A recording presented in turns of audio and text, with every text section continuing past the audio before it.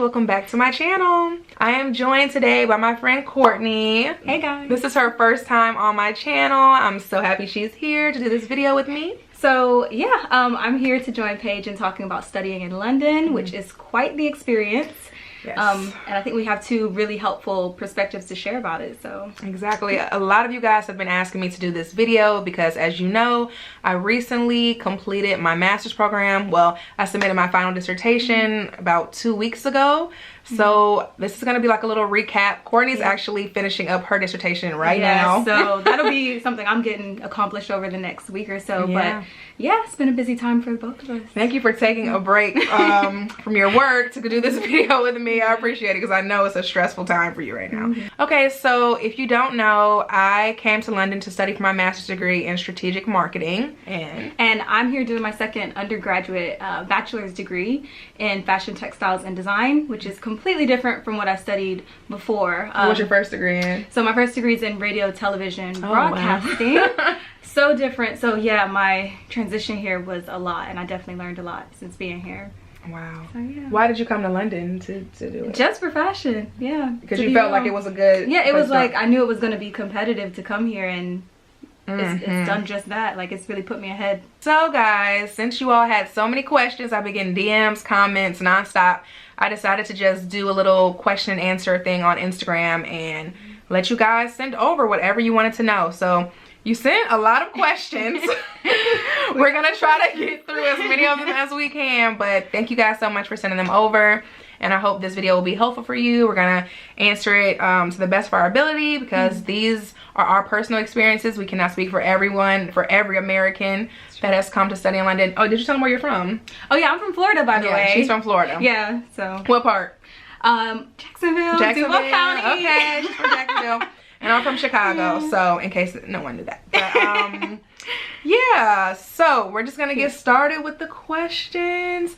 The first one is, what's the main difference with UK and US education? Like, is it harder or easier? A lot of people have asked me that. Is it harder or easier? What do you think? I think, like, in summary, it is harder to study over here, but specifically being international, the transition, because you take on so much, the culture, the language. Yeah. It is a little bit more challenging because you're learning stuff just outside of your course. Oh, that's a great point. What I would think. That's a great point. I would say, so it's really hard for me to answer this question because I've never studied for a master's degree before. Like, she has studied for a bachelor's degree and now she's studying for another one, but I feel like I don't have anything to compare it to. Like, I've never studied for one in the US, so I can't say like it was more difficult. But talking to my friends and comparing our experiences, I feel like it was kind of the same. Like, you have your reports that you do, and then you have like one big thesis or dissertation at the end. So I feel like it's kind of the same style, but you're doing fashion, so I feel like with mine different. It's like the structure was completely different because with my first bachelor's, everything's very lecture and exam focused, whereas when you come and study fashion, and it may be like this in the States, but I know here when you study fashion, everything's practical, so it's all hands-on. It's all like you're learning physical skills, and there's no exams, there's no lectures. You just learn and then you make. So yeah, the overall structure. That sounds awesome though. It's a lot of fun. Yeah, I like you know what I mean? Like, I like working with my hands, so I was like, this course was built for my interest. But I think if you are used to learning through exam-based learning, then yeah, it'll probably be comparable. It'll probably be about the same, but for me it was definitely harder to be here.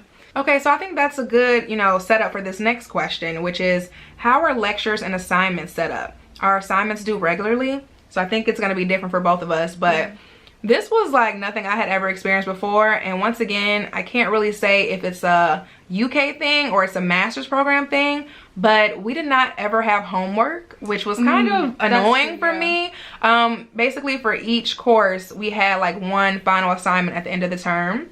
And that was our grade for the entire course. So it didn't matter like how you did, studying or whatever throughout the whole time, but like it was that one assignment. If you blew it, you just blew it. It's kind of the same structure for mine too. And how do you feel about that? Because I liked having homework like in undergrad, because I feel like those percentages all added up to like your final grade. Like, it gave you a chance. You're like, oh, I could pull it up with this test. I could pull it up with that assignment. No, it's none of that. It's about whatever is at the end. Exactly. And that's it. It's like how you did. If you waited to the last minute to start and you like failed, like I knew somebody in my course who like started at the last minute, and then like her laptop just shut down, so she didn't have half her paper. She had to just submit it. Like, that's it. Honestly, no, but it's kind of sad because like there are some people who I know who literally, because they didn't submit their last assignments to the best ability, they failed the entire year. Yeah. I've seen that happen to a couple of friends, to be honest, and it's not a nice thing. It's like it's dependent on one thing. So they really expect you to be focused and I think it's independent.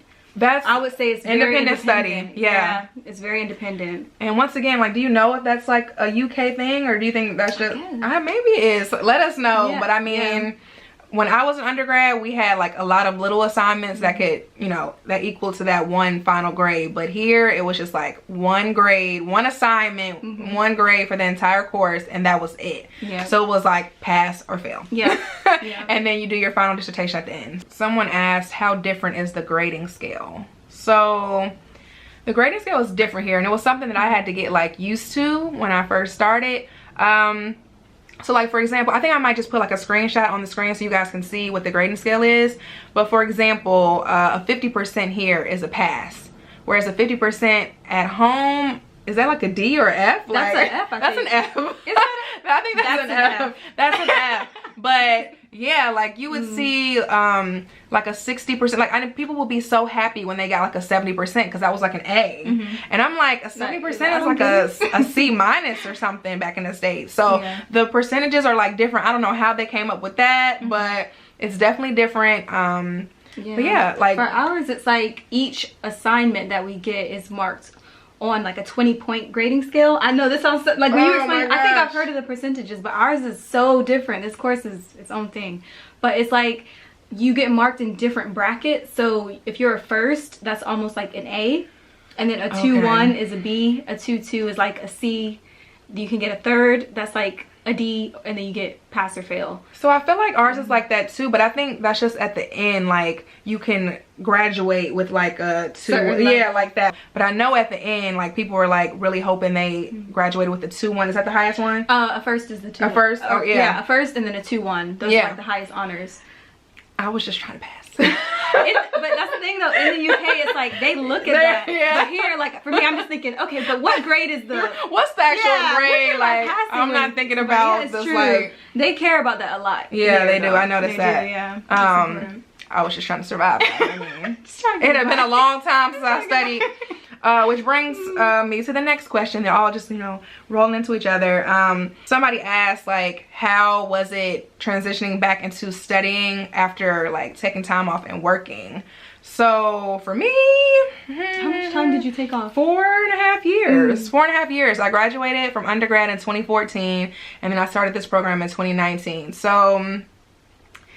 it was hard, guys. Like, I had really just gotten used to just going to work every day, you know, just, I don't know, like you just know your tasks and do the same thing every single day, and then going back into like studying and just like having to like really like, I don't want to say use my brain, because I mean I use my brain at work. I use my brain at work, but you kind of like after so many years, you know what you're doing. Like your tasks don't really change that much, but like with this, you have to like, you have to think about theory and think right critically. I was like, what is that?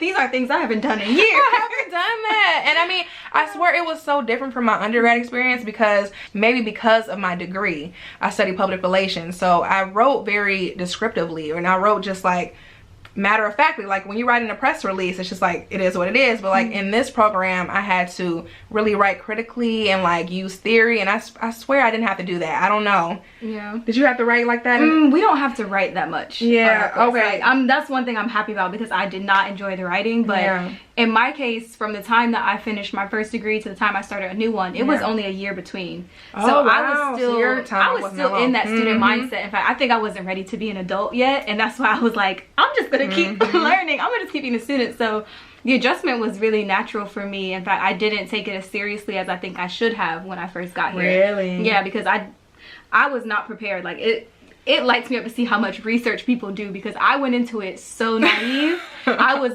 not prepared, but the adjustment I think made it What easier. do you think you weren't prepared for? Like, I didn't ask questions about how expensive it was to be here. Wow. And I didn't understand, like, I didn't ask questions about the grading. I didn't know anything. I came in here naive. YOLO. Guys, listen, I took the risk.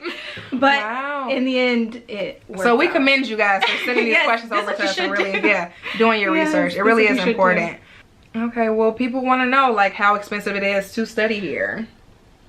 I mean, so I found it, like, I say that it's cheaper. I mean, it's still an expensive degree. Like, it's still expensive. But because a master's program here is 1 year compared to 2 years at home, it seems cheaper. That's true. And also, I think when you ask about cost, it does depend on where you're comparing it to, where you originally are from. Because for some, you know, that sort of thing's relative. Like, everyone's situation is different. So what you might have access to could be different. And I think from my perspective, like, just because I've been here almost 4 years, I've seen that everyone refers to London as being a costly city, but it's no different than studying in any major city. I agree. I totally agree. That's what you have to expect. So I totally agree. The cost of living is just as high as like any other major city in the States, New York, Chicago, LA.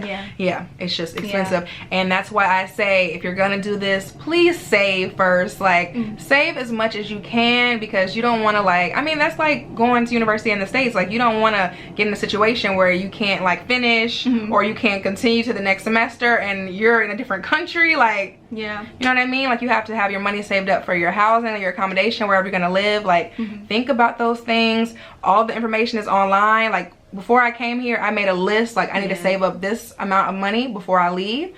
So try to do that if you can, guys. Like, but like, save you some stress. One thing you just made me think of is I think it is more affordable to study here, though, because like you said, the master's is shorter in length, and the bachelor's is even the bachelor's is shorter, and they cap how much it can cost for you to attend universities here.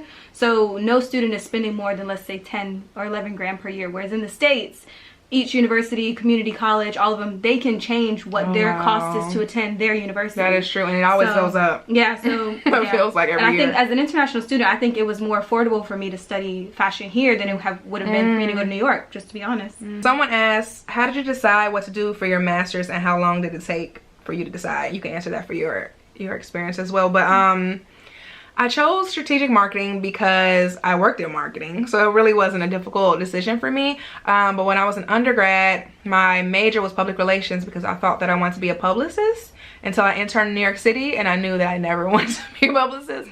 So I got a marketing role because well, I guess it might have helped because my minor in undergrad was marketing, but I only took like 3 classes. So long story short, I was like, I can go back and get a like full-on marketing degree since I don't have that, and just like brush up on my skills, because things change over, you know, 4 years or so. So just same question for your... But if I was to apply it to me, like, I think with undergrad, I knew that I wasn't happy with what I was studying. Like, I knew that's not what I was going to want to carry through for the rest of my life, I guess. And when did you know that? I knew it probably like my 2nd or 3rd year in, but like at the same time, I knew I had to get a degree. Like, it was something that was significant for my family and stuff like that. But yeah, I was passionate about fashion. That's a cliche, but I knew that it's what I love to do. I loved working with my hands, and so I was like, I'm gonna go study fashion. That was it. I just knew like I wanted to do that for the rest of my life. So I just took the leap. Like, I know, but it, you know. Someone said, do you ever look back and think, holy cow, I did it. I actually moved to London. Oh, don't you? But don't you? Yeah, I feel like everyone has that experience. Yeah, I could be walking like down the street and I just look around and I'm like, that moment just hits you. You're like, I'm really here. For like, you've been here for years now. Like, does it feel like that too? I still get that feeling because there's so much to see in London. There's so much to do. Like, there's so many parts to learn about. So I think, I still get that feeling where I'm just like, wow, I really came here. I really did this, and I'm really doing it. Because like, I mean, I feel like when you're here, it doesn't really feel like it's a huge thing, but like, we did a huge thing. Yeah, like, you did it. Like, we left the country. Yeah, and it's like, it's so much with that, because you leave people you care about, you leave your comfort at the door, and then here you are, and you're like learning and flourishing. Like, you know what I mean? You're doing great things here. Like, it's really something that you have to appreciate, and I think when you have that moment, it feels really, really good. It really feels great. So do you feel like it was harder for you like the first year? Like, did things get easier, or like were you ever homesick? Homesick all the time. I still get, you don't get homesick? I mean, not really. Like, I've had times where I'm like, oh, I would really love to be at that party everybody's posting on Instagram. I mean, like little things. But like I speak to my mom so often on FaceTime, it feels like I'm with her. But I think because it's my first year, I don't know how I would feel after you know 3. what? It's true. Yeah, after my first year was so exciting. Isn't it like the honeymoon phase? The honeymoon phase. It was so exciting, meeting so many people, making friends. Yeah. You do forget about it, but I think because of the amount of time I've been here, I get homesick because it's like those certain comforts of home, you start to realize they're not there, but there's so much to still replace it. So Courtney, a funny thing about Courtney, anytime anybody's in the United States, tell them what you asked for. Flaming hot Cheetos, got to have them. She texts me like, I hope you don't mind, but like, do you think you could like get me some flaming hot Cheetos? Like, I'm asking everybody to come back with one thing, and if you know, you know, one thing. That's how I feel about my Power Crunch bars. I'm like, if you're trying to come here and stay, like, you can stay for free, but you got to exchange with something. It's an exchange. Exactly. Oh, okay. This one's for me. Did you like that your program was 1 year, or do you think it should have been longer? Why would I want it to be longer? I mean, guys, like, I'm so happy to be done. Like, I am done forever. Like, people keep saying, oh, you're just saying that you're probably gonna go back and get your PhD. I'm praying that I'm done, y'all. I don't want to go back to school. I mean, education is a beautiful thing, and I feel like it's priceless. I mean, it has a price on it. But I mean, I think it's a good investment. It's good debt. Absolutely. Whatever. But no, I don't want to go back, and I'm glad it was only 1 year. I like that it was only 1 year. I love that we didn't have to take the GRE, because that was something that was like holding me back from like going to get my master's degree in the States, because like I'm not a good standardized test taker. I just love this program. Like, I feel like we did what we had to do. They got it done in a year, and now we have our degree. So no, I don't wish it was longer. I mean, no. I mean, why take more time than you need to? Like, right? Would you wish yours was 4 instead of 3? Yeah, it's lovely that it's that 1 extra year you save time on. Yeah. Like, no, and it's cheaper. So no, that's true. Someone said, what are the best areas to live in London as a student? Oh, how many areas have you lived in? 2. I've only lived in 1 area, so. Okay, I have an answer for this question. My answer is wherever is closest to your university. Okay? Yeah. And I say that because I lived on campus, because I lived in the postgraduate housing, like for my entire like in-class portion of my program, because we had like 6 months where we had to actually go to classes, and then in the last 6 months we did the dissertation writing. But living on campus was an amazing thing for me, because I mean, I was still late sometimes to class, and I was there, but like people like were telling me like they were jealous that I lived on campus, because it was a struggle for them to get to class sometimes. Like you never know what's gonna happen. You don't want to live an hour away from your campus, and then like the trains get messed up, or there's just some issue going on and you can't get there. It's like, try to make it convenient for yourself. Don't make things more difficult than they have to be. So if you can live somewhere close, walking distance will be amazing. If you can't do walking distance, like a bus, like a short bus ride, other than that, you might run into some problems. How close are you to that's why I've stayed in the same area, because I live 10 minutes walking to my university. So I stayed in that. I moved, but I still stayed there because I knew that convenience, you cannot beat it. And you're gonna love that you can just get up and go there when you need to. Absolutely. I will get up like 10 minutes. Yeah. It's like you're right there, so you get to sleep more. I would take my time. It was so funny because like the first day of classes, one of my lecturers was like asking where we all lived, and I said, oh, I live across the street. And she was like, oh, you should never be late for my course. And I was like, we'll see. But yeah. Okay, so for the people who are asking about like the visa process, I did a whole video on how to get your UK visa. I will put the link in the description box for you, so you can watch that, because that's like a whole long process getting a student visa.